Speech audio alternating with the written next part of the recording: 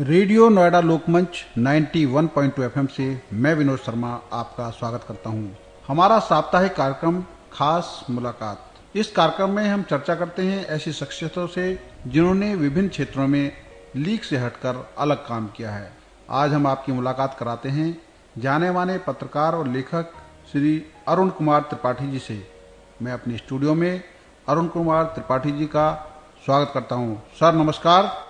नमस्कार विनोद जी। नमस्कार जी।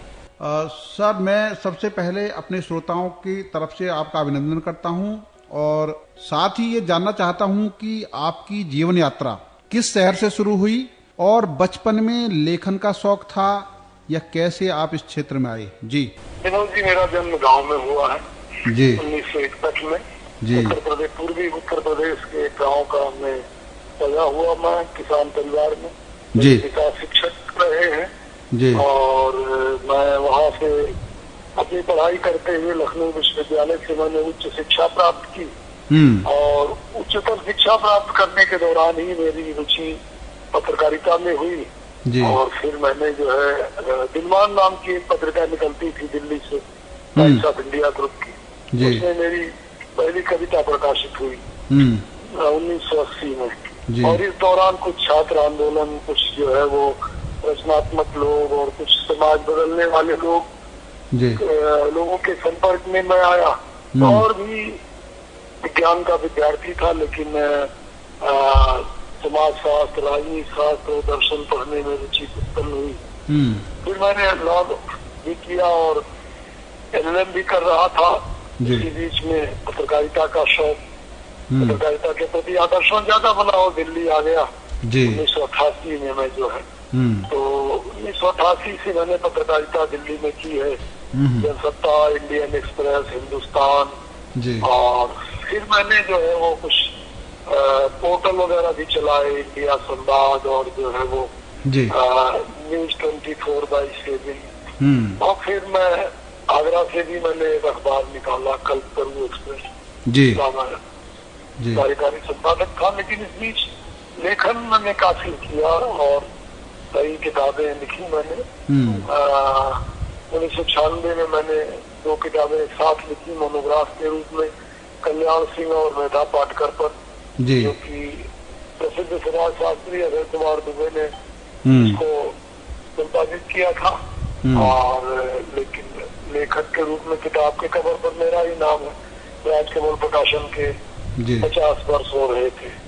उससे पहले मैं नवभारत टाइम्स में भी मैंने लिखा और लखनऊ में अमृत प्रभात में, स्वतंत्र भारत में लिखा मैंने। फिर दिल्ली में जनसत्ता के संपादकीय पृष्ठ पर, नवभारत टाइम्स के संपादकीय पृष्ठ पर, और राजकिशोर नाम के वरिष्ठ पत्रकार आज के प्रश्न निकालते थे, उसमें भी मैंने नियमित लेखन किया। और आज मैं आज के प्रश्न श्रृंखला का संपादक हूँ। राजकिशोर जी के न रहने पर प्रकाशन ने कहा कि इसको आप संपादित कीजिए। तो ऐसे लेखन और विचार और तमाम जो है वो समाज को समझने, बदलने के संघर्ष में। फिर हिंदुस्तान में मैं 8-10 साल रहा, दिल्ली में इंडियन एक्सप्रेस में रहा। हिंदुस्तान के संपादकीय पृष्ठों पर भी बहुत लिखा मैंने और दैनिक भास्कर के संपादकीय पृष्ठों पर लिखा, राजस्थान पत्रिका में लिखा। मेरे ख्याल से देश का कोई ऐसा अखबार नहीं है बड़ा अखबार जिसके संपादकीय पृष्ठ पर, शायद दैनिक जागरण में मैंने सबसे कम लिखा है। लेकिन बाकी जो है अमर उजाला में भी लिखा है और हिंदुस्तान, जनसत्ता, दैनिक भास्कर, राजस्थान पत्रिका, राष्ट्रीय सहारा, इस तरह से विभिन्न पत्रों में लेखन किया। और इस दौरान किताबें भी मैंने कई लिखी, करीब 10-15 किताबों लिखी। महाश्वेता देवी के साथ उनकी वर्तिका पत्रिका को भी संपादित किया। तो कट्टरता के दौर में मेरी चर्चित किताब है, तो 2005 में आई थी, मेरे लेखों का संकलन है। उसके बाद मैंने जो है वो समाजवाद, लोहिया और धर्म में पेशता। अभी लेटेस्ट मेरी जो 2 किताबें आई हैं वो संकट में खेती, आंदोलन पर किसान, और एक तालिबान की वापसी, अफगानी जिहाद बनाम अमेरिकी आजादी। तो इस तरह से जो है वो मेरा जो लेखन है वो राजनीतिक सामाजिक विषयों पर केंद्रित है। और मैंने अध्यापन भी किया 2 विश्वविद्यालयों में इस दौरान। एक तो महात्मा गांधी अंतर्राष्ट्रीय हिंदी विश्वविद्यालय वर्धा और एक जो है वो माखनलाल चतुर्वेदी राष्ट्रीय पत्रकारिता विश्वविद्यालय भोपाल। जी जी। तो 4 साल तक मैंने 2 विश्वविद्यालयों में प्रोफेसर एडजंक्ट के रूप में अध्यापन भी किया। अभी कुछ शोध और लेखन की तैयारी में लगा हुआ हूँ। जी जी। कुछ 1857 पर और औपनिवेशिक जो है वो जो मानसिकता है उस पर काम कर रहा हूँ। जी जी जी। तो एक तरह से देशभक्ति के भाव से काम करता हूँ और समाज को लोकतांत्रिक तरीके से समझने की कोशिश करता हूँ। जी जी। इसी में लिखता रहता हूँ जो है। जी जी। तो यही है मेरा संक्षिप्त परिचय। जी। अच्छा, मैं सर ये जानना चाहता हूँ, आपने किताबें बहुत लिखी हैं, तो थोड़ा सा किताबों के बारे में जानकारी ये चाहते हैं कि आपने सबसे ज्यादा फोकस कृषि के ऊपर किया, जो आजादी से अब तक कृषि के ऊपर किस तरह विकास हुआ, कैसे क्या क्या हुआ, तो हमारे श्रोताओं को बताइए कि किस तरह का बदलाव हुआ है कृषि के क्षेत्र में, जो आपने अपने अध्ययन के दौरान भी पाया होगा। जी हाँ, नहीं, ये किताब जो है कई मित्रों के लेखों का संकलन है जिसको मैंने संपादित किया है। वाणी प्रकाशन की जो श्रृंखला है आज के प्रश्न, ये उसी के जो है वो तहत प्रकाशित हुई है।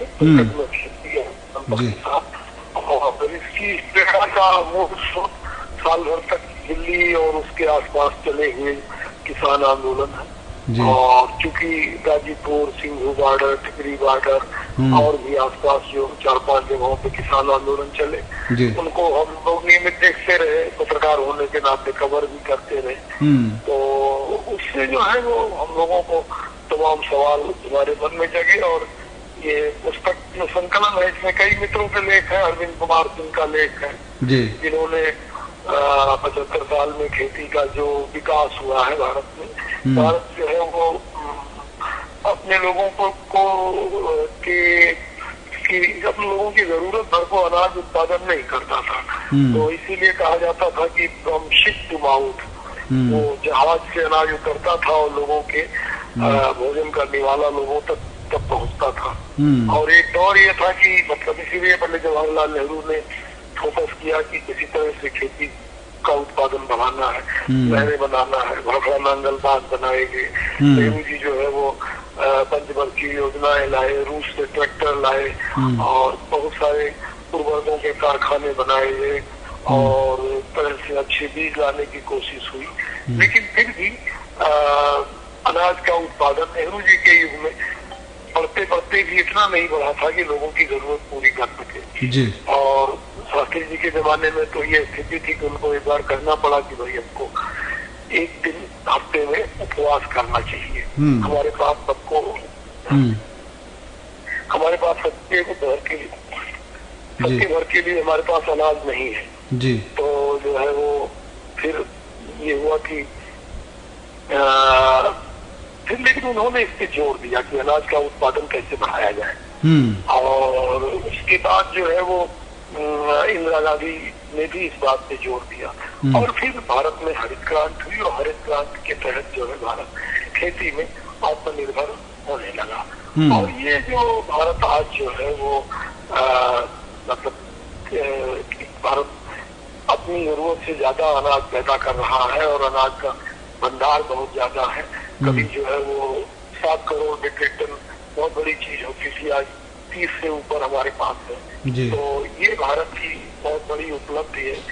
अब लेकिन जिस तरह से भारत में हरित क्रांति आई और आरंभ में किसानों को लाभ हुआ, उनकी तरक्की हुई, लेकिन अब वही अतिरिक्त उत्पादन किसानों ने जो किया वो उनके लिए एक तरह से बोझ बन गया है और खेती की आय नहीं बढ़ रही है और खेती में लागत बहुत बढ़ गई है, महंगाई बहुत हो गई है और कृषि में पूंजी का निवेश नहीं हो रहा है।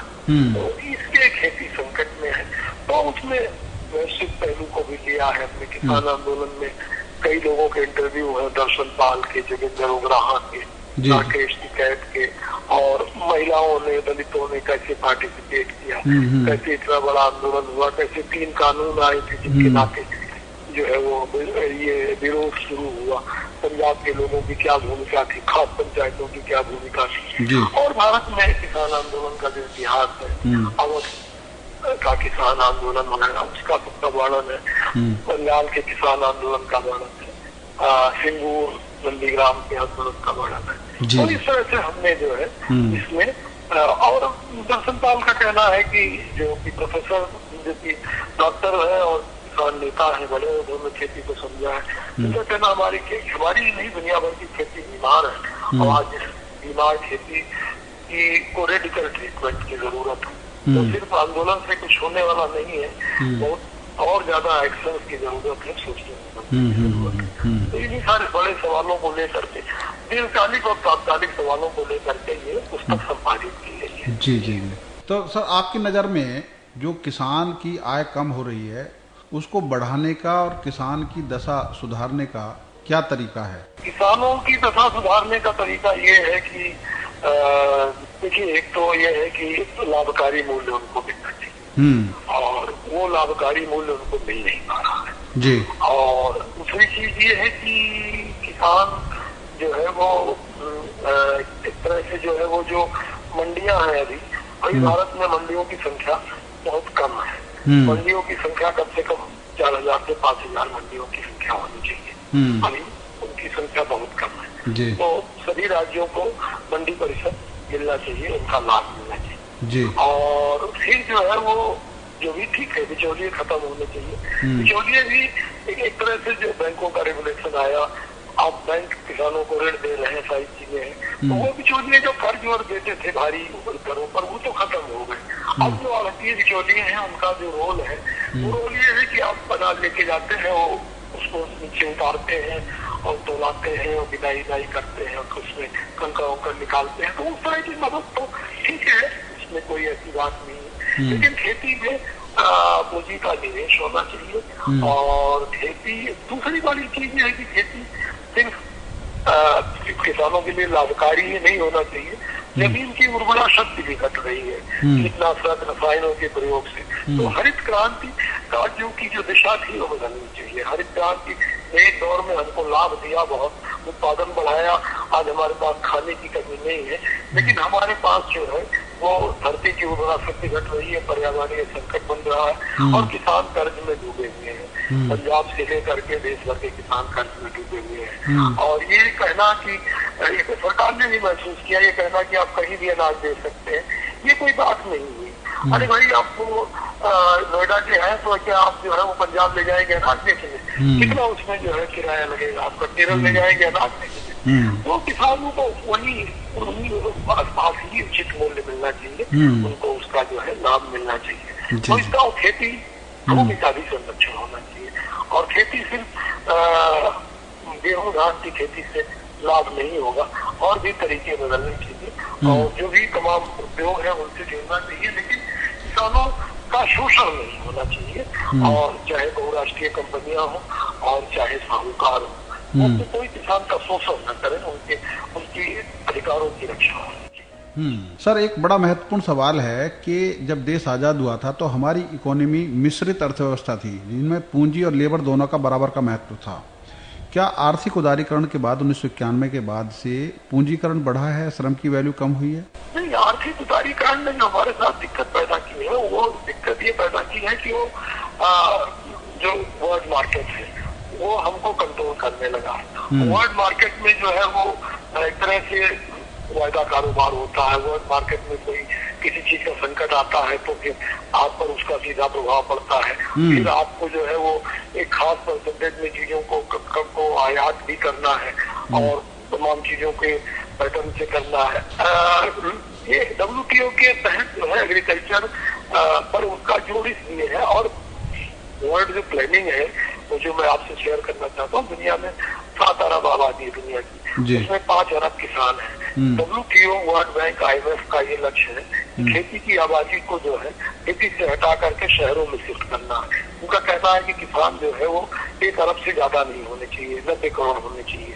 अब ये जो पॉपुलेशन शिफ्टिंग है, इसके लिए तमाम प्रयास किए जा रहे हैं, पर ये बहुत क्रूएल प्रोसेस है। तो फार्मर्स को जो है वो नॉन फार्मर में कन्वर्ट करने का जो ग्लोबल टारगेट है, वो टारगेट बहुत क्रूएल है। भारत जैसे देश में अभी भी नहीं लग रहा है कि 2050 तक जो है वो मतलब 50% से कम आबादी गांव में रहेगी। तो आपको खेती की उपेक्षा और खेती को पूरी तरह से जो शिफ्टिंग वाला जो टारगेट है, वो टारगेट खतरनाक है। इसलिए किसान को गांव में ही सुख सुविधा देने के बारे में आपको प्लानिंग करनी चाहिए।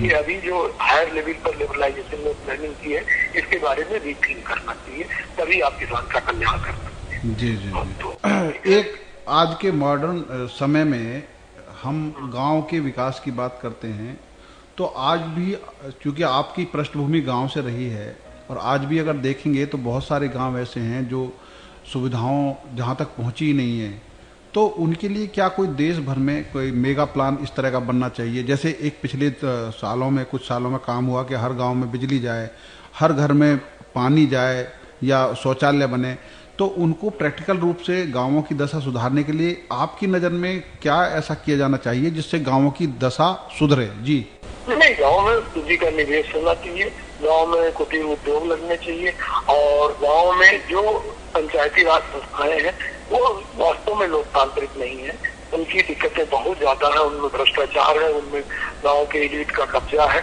उस स्ट्रक्चर को बदला जाना चाहिए और गांव को जो है वो बिजली पानी तो मुहैया किया ही जाना चाहिए, लेकिन उन गांव के लोगों को वहीं पे रोजगार दिया जाना चाहिए।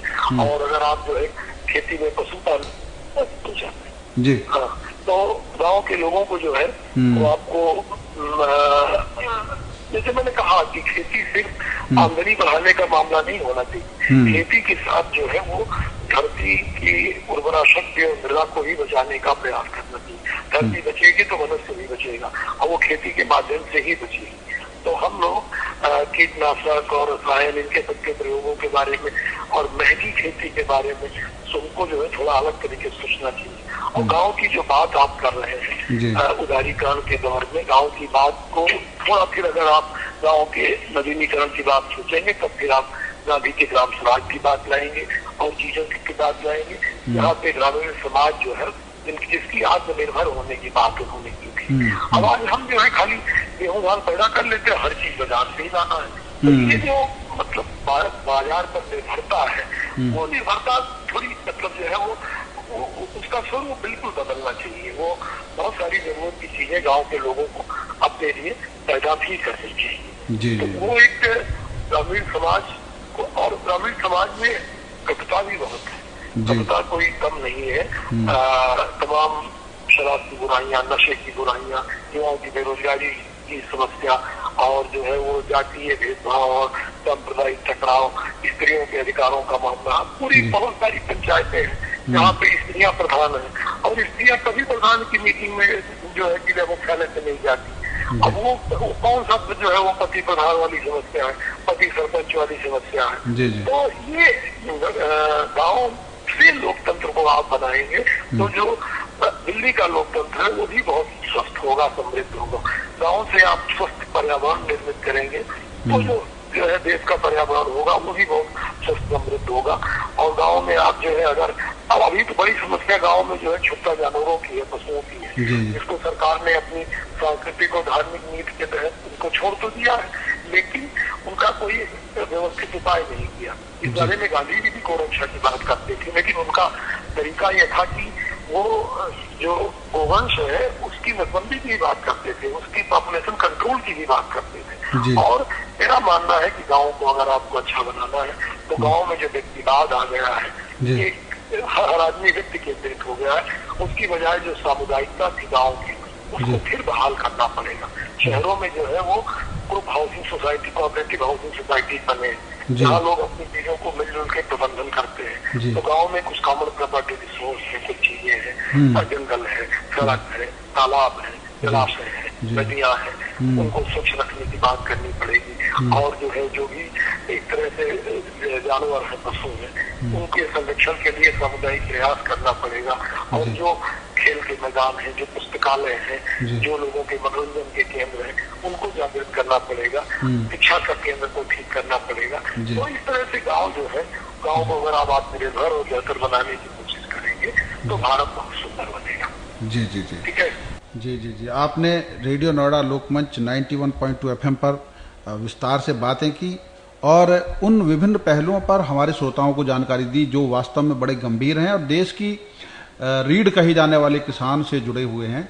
आपने समय दिया, आपका इसके लिए बहुत बहुत धन्यवाद। अरुण त्रिपाठी जी, अभी आप सुन रहे थे जाने माने वरिष्ठ पत्रकार व लेखक अरुण कुमार त्रिपाठी जी को, जिन्होंने कृषि क्षेत्र में काफ़ी काम किया है, ग्रामीण क्षेत्र में काफ़ी काम किया है और उन्होंने ग्लोबल स्तर पर अध्ययन करके भारत की जो मौजूदा स्थिति है उस पर काफ़ी विस्तार से लेख लिखे हैं। मैं ऐसे लोगों को आपके साथ जोड़ता रहूँगा। आप हमारे साथ जुड़े रहिए और सुनते रहिए रेडियो नोएडा लोकमंच 91.2 FM, आपकी अपनी आवाज़। धन्यवाद।